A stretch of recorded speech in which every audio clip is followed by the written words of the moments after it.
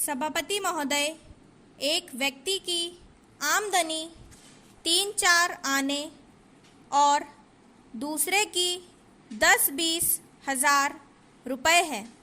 अगर वित्त मंत्री महोदय इस विषमता को दूर नहीं करेंगे तो समाजवाद का नारा बिल्कुल कोरा और कागजी सिद्ध होगा।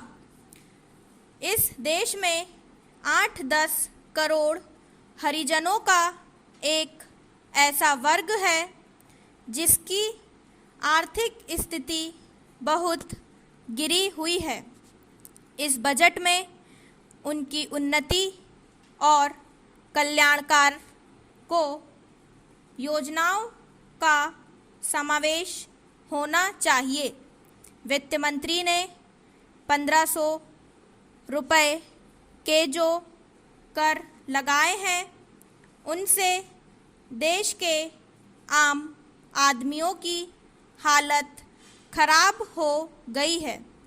मुझे इस बात की बड़ी प्रसन्नता है कि योजना के अंतर्गत देश में विकास कार्य हो रहा है और अब हम इस दिशा में जो कुछ कर पाए हैं वह प्रशंसनीय है।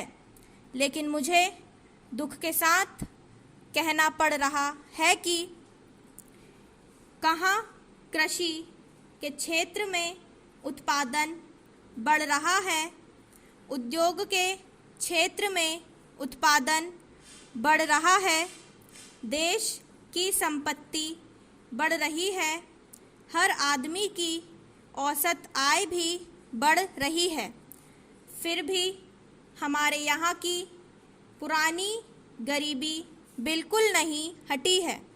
मैं समझता हूँ कि यह इस सदन के लिए और सरकार के लिए विचार करने का विषय है कि क्या कारण है कि जब हम 55 वर्ष से अपने देश की गाड़ी कमाई का रुपया और दूसरे देशों से कर्ज लेकर बड़ी बड़ी रकमें देश के विकास के लिए खर्च कर रहे हैं और देश में धन भी पैदा हो रहा है, तब भी देश में जो लोग गरीब हैं उनकी गरीबी दूर नहीं हो पा रही है।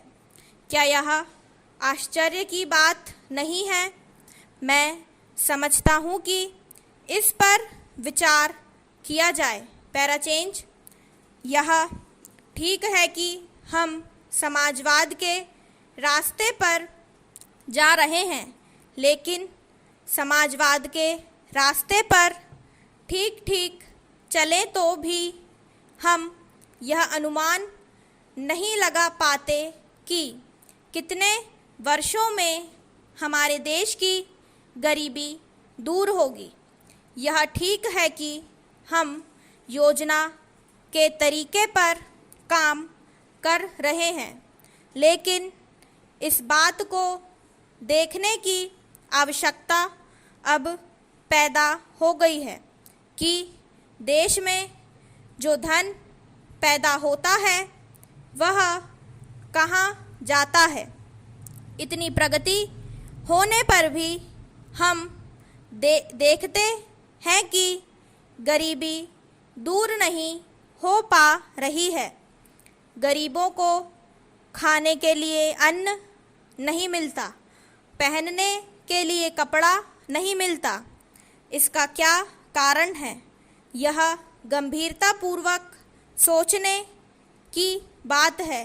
यह समस्या समाजवाद का प्रस्ताव पास करने से ही हल नहीं होगा। स्टॉप।